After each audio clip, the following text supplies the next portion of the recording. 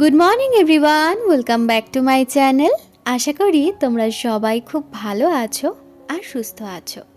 বাজছে এখন ঘড়িতে 8:40 মতন, আর এখন থেকে ভিডিওটা শুরু করছি।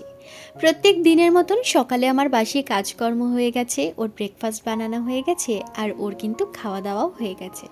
এখনও রেডি হয়ে এখন চলে যাচ্ছে সোজা অফিসে, আর প্রত্যেক দিনের মতন ওকে যা যা আমাকে এগিয়ে দিতে হয় সমস্ত জিনিস আমি ওকে এগিয়ে দিচ্ছি। এখন চলে যাবে অফিসে। বিগত জানো তো 1.5 সপ্তাহ টানা বৃষ্টি হওয়ার পর এই কয়েকটা দিন হলো ওয়েদারটার কিন্তু একটু চেঞ্জ হয়েছে। তোমাদের তো আগেই বলেছিলাম যে এখানে অক্টোবর, নভেম্বর, ডিসেম্বর মাসটায় এখানে কিন্তু ভালোই বৃষ্টি হয়। তো অক্টোবরে তো আমরা পুরোটাই কলকাতাতে ছিলাম, তো এখানে কি বৃষ্টি হয়েছে না হয়েছে দেখতে পাইনি। নভেম্বর থেকে এসে দেখছি হালকা হালকা বৃষ্টি, তবে গত 1.5 সপ্তাহ ধরে টানা এতটাই বৃষ্টি হয়েছে যে আমরা অতিষ্ঠ হয়ে গেছিলাম যে এবার বৃষ্টি বন্ধ হোক আর এবার একটুখানি রোদ উঠুক। তো যাই হোক, আর কয়েকটা দিন ধরে মানে এর আগের কয়েকটা দিন ধরে দেখলাম ওয়েদারটা একটু চেঞ্জ হয়েছে। জামা কাপড়গুলো কাচাকুচি করা শুরু করেছি। মাঝখানে অনেকগুলো দিন জামা কাপড় সব ভুর হয়ে গেছিলো, কারণ ঘরে আর কত মেলবো বলো।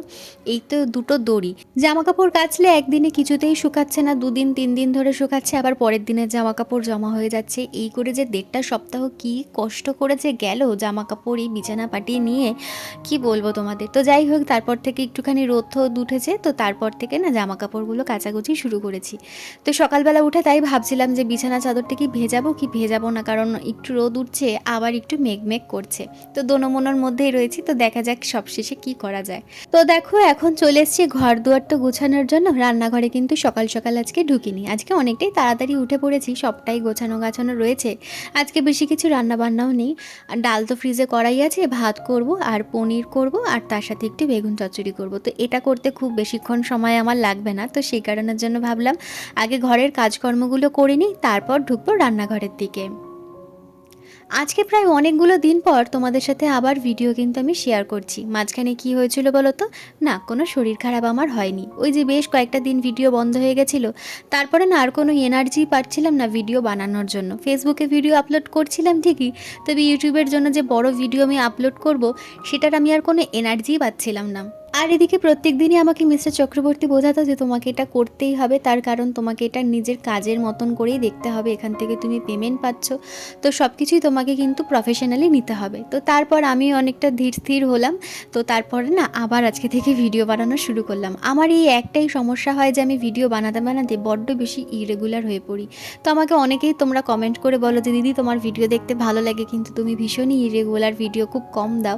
হ্যাঁ, এটা একদমই ঠিক কথা। আমার না বেশ কয়েকটা দিন ভিডিও করার পর আবার এনার্জিটা লস হয়ে যায়, এই আমার একটা খুব বড় সমস্যা। আমারও কিন্তু ভীষণ ভালো লাগে ভিডিও বানাতে, ভিডিও শেয়ার করতে, তো ছোট ছোট মিনি ব্লগ করতে। তো কি করব বলো, আমার এনার্জিটা না কোনো কারণে লস হয়ে যাচ্ছে। তো যাই হোক, আর মাঝখানে 2 দিন আমার শরীরটা একটু খারাপও ছিল, তো সেই কারণের জন্য ভাবলাম কি আগে ঠিক হয়নি তারপরেই শুরু করব। তো যাই হোক, আজকে থেকে আবার শুরু করেছি ভিডিও করা। আর সামনেই যেন তো একটা ভীষণ ভালো খবর আসতে চলেছে, সেটা তোমাদের সাথে অবশ্যই শেয়ার করব, তবে আর কয়েকটা দিন পর। তো দেখো, তোমাদের সাথে কথা বলতে বলতে এদিকে আমার এই ঘরটা তো গোছানো প্রায় কমপ্লিট হয়ে এসছে, এখন শুধু বাকি হল ঘরটা গোছানো। তো প্রত্যেক দিন তো তোমরা জানো এই কাজকর্মগুলো আমার করতেই হয়, প্রত্যেক দিনেরটা প্রত্যেক দিনই করি। এখন জানো তো একদিনও যদি বাদ চলে যায় এই কাজকর্মগুলো যদি না করি, শরীরটা একটু টায়ার্ডনেসের জন্য আমার না ভালো লাগে না, তখন মনে হয় কি যা একদিন হলো না, আবার সব ধুলোবালি ময়লা জমে যাবে। আমার এখন কেন জানি না এরকমটা হয়ে গেছে। আজকে তোমরা যে ভিডিওটা দেখছো সেটা জানো তো আজকের না, এটা বেশ কয়েকটা দিন আগের ভিডিও, তবে আবার সেটা একদিনের ভিডিও না, 2 দিনের জোড়া লাগিয়ে আর কি এই ভিডিওটা আমার বানাতে হয়েছে। তো ভাবলাম যখন গ্যালারিতে আছে তোমাদের সাথে শেয়ার করে নিই, আর এই ভিডিওটা দিয়ে আমি শুরু করি আবার ভিডিও করা। তো সেই কারণের জন্যই এই ভিডিওটা তোমাদের সাথে শেয়ার করছি। এটা আমার 2 দিন আর কি 2 দিনের ভিডিও, একদিনে আমি সবটা করতে পারিনি। তো যাই হোক, এখানে দেখো ওই দিকের ঘরটা গুছিয়ে চলে এসেছি এদিকে টেবিল চেয়ারটা পরিষ্কার করার জন্য।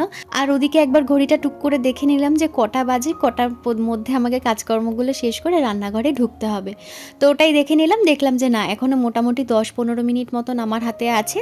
তো আমি এই ঘরটা আরামসে গুছিয়ে নিয়ে তারপরে কিন্তু রান্নাঘরে ঢুকতে পারবো। আমার তো এই ছোটো ছোটো দুটো ঘর গোছাতে খুব বেশিক্ষণ লাগে না, তবে প্রত্যেক দিন এটা প্রত্যেক দিন পরিষ্কার করি তো, তাই খুব বেশি ধুলো ময়লা নোংরা থাকে না। কারণ আমার ঘরটা তো জানোই একদমই রোডের সামনে, আর সবসময় আমার এই দরজাটা খোলা থাকে, তো ধুলোবালি ময়লা না প্রচণ্ড পরিমাণেই পড়ে। একদিন দুদিন না করলেই ব্যাস, তাহলে একদম ঘরের দিকে তাকানো যায় না।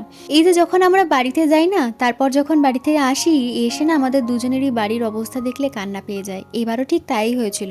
এবার তো আমরা এক্সট্রা 15 দিন কলকাতায় থেকে গেছিলাম, আমাদের ট্রেনের টিকিট ক্যান্সেল করতে হয়েছিল, তো তারপরে তাড়াহুড়ো ছিল এখানে আসার, তো সেই কারণের জন্য এবার আমরা ফ্লাইটে এসেছিলাম। তো আমাদের ফ্লাইট ছিল সন্ধ্যেবেলা 6টার সময়, আর আমরা একদম পুরোপুরি 9:15-র মধ্যে ঘরে জানো তো ঢুকে গেছিলাম। ঘরে ঢুকে ঘরের অবস্থা দেখে তো একদমই কান্না পেয়ে গেছিলো। তারপর ঘরে ঢুকতে না ঢুকতেই দেখি যে আমাদের পাম্পটা খারাপ হয়ে গেছে। সে পাম্প তো সেদিন রাত্রেবেলা কোনো রকমে ঠিকঠাক করা হলো, কিন্তু তার পরের দিন যা বড় একটা বিপদ, মানে যা বড় একটা ফাড়া আমার ওপর দিয়ে গেছে কি বলবো তোমাদের। ঘরে আমার লেগে গেছিলো আগুন। আমি তো গ্যাসের নব লাগাতে পারি না আর খুলতেও পারি না। বাড়িতে যাওয়ার আগে রান্না দাদাটাকে দিয়ে গ্যাসের নবটা খুলিয়ে রেখেই গেছিলাম। তারপর তাকে বলেছিলাম যে তার সময় মতন সে যেন এসে গ্যাসের নবটা লাগিয়ে দিয়ে যায়। তো পরের দিন তো রান্না বান্না সেরকম কিছু হয়নি, ইন্ডাকশানেই করেছিলাম, তো গ্যাসের দরকার পড়েনি। তার পরের দিনকে যখন দেখছি ইন্ডাকশানটা ঠিক মতন চলছে না, কারণ ইলেকট্রনিক্সের জিনিস তো বেশি দিন বন্ধ থাকলে না একটু অসুবিধা হয়। তো গ্যাসের নবটা আমি লাগিয়ে দিতে বললাম, মিস্টার চক্রবর্তীকে ফোন করে বললাম, ও আবার ফোন করে দাদাটাকে বলে দিল যে এসে যাতে লাগিয়ে দিয়ে যায়। সেই গ্যাসের নব লাগাতে গিয়ে আমাদের হয়ে গেছিলো এত বড় বিপত্তি। সত্যি কথা বলতে সেদিন যদি মানুষটা না থাকতো, আমি জানি না যে আজকে আমি বেঁচে থাকতাম কি থাকতাম না। এত বড় একটা ফাড়া গেছে। গ্যাসের নবটা লাগিয়ে দিয়েছে। তো আর তোমরা তো আমার রান্নাঘরটা দেখেছো, মানে ঢোকার জায়গাটা অনেকটাই সরু, ভেতরে রান্নাঘরটা আমার অনেকটাই বড়। তো একদম গ্যাস সিলিন্ডারটা বের করে এনেছিল বেসিনের সামনে, মানে যেখানটার দিয়ে আমাদেরকে ঢুকতে হয় আর কি, ওই জায়গাটাতে সিলিন্ডারটা বের করে এনে নবটা লাগাচ্ছিল। তো নবটা লাগিয়ে দাদা না দেশলাই কাঠিতে চেক করতে গেছিলো, আর একটা ফস ফস করে এরকম একটা গ্যাস বেরোনোর আওয়াজ হচ্ছিল। আর আমি তখন সবে বলতে গেছিলাম যে না জ্বালাতে, দেশলাই কাঠিটা চেক করতে গেছিলো যে কোনো কিছু কিনা, মানে প্রবলেম হচ্ছে কিনা, যেহেতু আওয়াজ একটা হচ্ছে। আর সাথে সাথে একদম সিলিন্ডার শুদ্ধ না আগুনে ধরে গেছে। মানে কি বলবো তোমাদের, মানে এত পরিমাণে আমি ভয় পেয়ে গেছি। আর আমার বাবাকে তো আমি দেখেছিলাম আগুনে পোড়া, যখন পুড়ে গেছিলো, আর আমার পুরো ট্রমা হয়ে গেছে আগুনে। আমি ভয়ে কি করব বুঝতে পারছি না, আমার হাত পাত কাঁপা শুরু হয়ে গেছে। ওই মুহূর্তে দাঁড়িয়ে আমার মনে হচ্ছে আমি রান্নাঘর থেকে বেরোতে পারবো না, আমি হয়তো আর বাঁচবও না। কোনো রকমের রান্নাঘর থেকে বেরোতে গিয়ে আমার ওড়নার মধ্যে আগুন ধরে গেল। মানে সে যে কী ভয়ানক দৃশ্য কি বলবো তোমাদের। তো তারপরে তো কোনো রকমে আমি জল টেনে এনে, মানে আমি যে বালতি ধরে টেনে এনে রান্নাঘরের সামনে বালতিটা রাখবো, সে আমি রাখতে পারছি না, আমার হাত পা সব কাঁপা শুরু হয়ে গেছে। সে কোনো রকমে জল দিতে আসছি, আর জল দিতে গিয়ে দেখছি আগুন আরও দ্বিগুণ হয়ে বেড়ে বেড়ে যাচ্ছে। আমি তোমাদেরকে আগুন নেভার পর রান্নাঘরের অবস্থাটা একবার কি হয়েছিল সেটা তোমাদেরকে দেখাবো খানে। তারপরে তো আমি দৌড়ে চলে গেলাম পাশের ঘরের লোকটাকে ডাকতে। সেই লোকটাও তখন সেই মুহূর্তে বাড়িতে ছিল না। আর রান্নার দাদাটা তো তখন মানে চেষ্টা করেই যাচ্ছে আগুন নেভানোর জন্য, এবং আগুন নেভাতে গিয়ে গ্যাসের নবটা তার হাতের মধ্যে খুলে চলে এসছে, আর হু হু করে গ্যাস বেরিয়ে গেছে, আগুন আরও দাউ দাউ করে জ্বলে গেছে। আর তার ঠিক আগের দিনকেই আমি কম্বলটা বের করেছিলাম যে রোদে দেবো, একটু কাচবো, রোদে ঠোদে দিয়ে তারপর গায়ে দেবো। আমি কোনো দিকে না তাকিয়ে সে কম্বলটা আমি তার দিকে ছুড়ে দিয়েছি যে তুমি এই কম্বলটা দিয়ে আগে আপাতত নেবাও, তারপর যদি ঠিক হয় তো থাকবে কম্বলটা, নাও তো যাক, আগে মানুষ বাঁচুক। এই যে এই সামনে যেখানটা ফ্যান লাগানো দেখছো, ফ্যানটা রাখা দেখছো, ঠিক এই জায়গাটাতেই আর কি সিলিন্ডারটা রাখা হয়েছিল।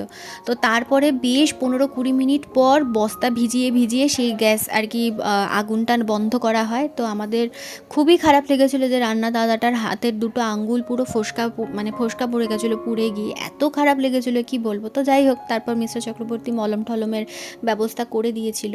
তো বাড়ি থেকে এসেই এত বড় একটা ফাড়া হয়ে গেছে। আর আমার গোটা একটা দিন লেগেছে নিজেকে সুস্থ করতে। মানে আমি না রান্নাঘরে যেতেই আমার ভয় লাগছিলো, এরকম একটা ব্যাপার হয়ে গেছে। কারণ সব থেকে বড় কথা কি বলতো, আমার নিজের বাবাকে আমি নিজের চোখের সামনে দেখেছি, আমার বাবার মুখ থেকে মাথা পর্যন্ত দাউ দাউ করে আগুনে জ্বলছে।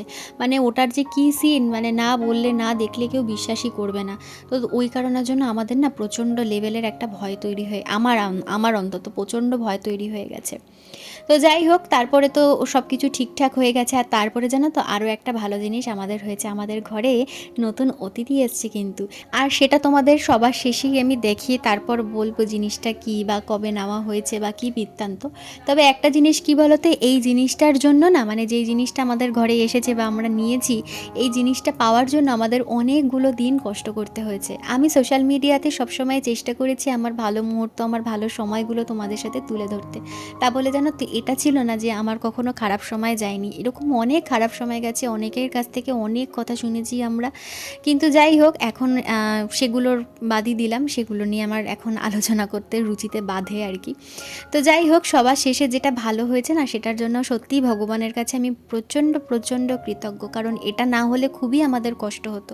অফিস থেকে এসে রাস্তাঘাটে যাওয়া, বাজার করতে যাওয়া, এতটা হাঁটা পথ, মানে আমাদের যে কী কষ্ট হতো একমাত্র আমরাই জানতাম। কারণ ওর অফিস থেকে ফিরতে ফিরতে 8টা 8:30 মতন বেজে যেত। তারপর ওখান থেকে এসে বাজার করতে যাওয়া হেঁটে হেঁটে, যে প্রচণ্ড কষ্ট, মানে এটা একমাত্র আমরাই জানি, আমরাই ফিল করেছি। তো তাই আমার এগুলো নিয়ে আলাদা করে আমি আর কোনো কথা বলতেই চাই না।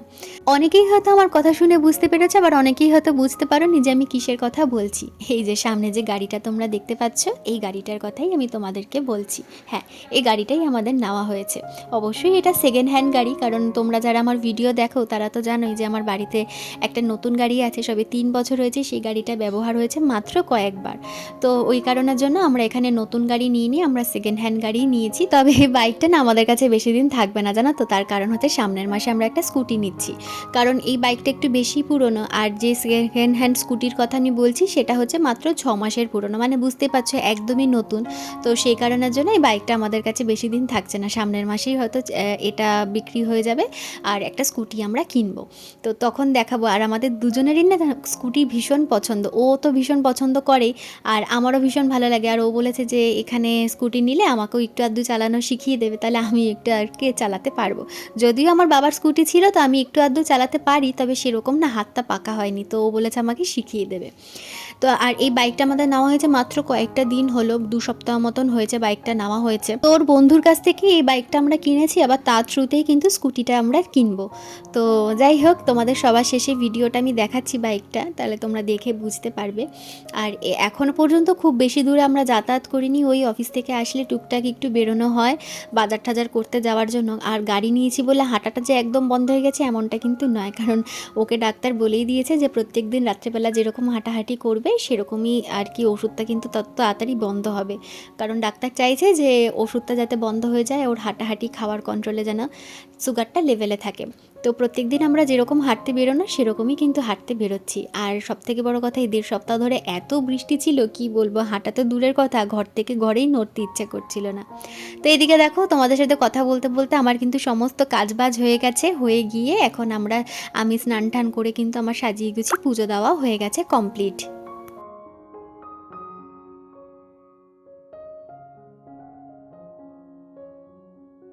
আর এই দেখো, এই যে এই গাড়িটার কথাই আমি তোমাদেরকে বলছিলাম। তো চলো, আজকের জন্য ভিডিওটা এখানে শেষ করলাম। ভালো লাগলে চ্যানেলটা সাবস্ক্রাইব করে দিও। টাটা।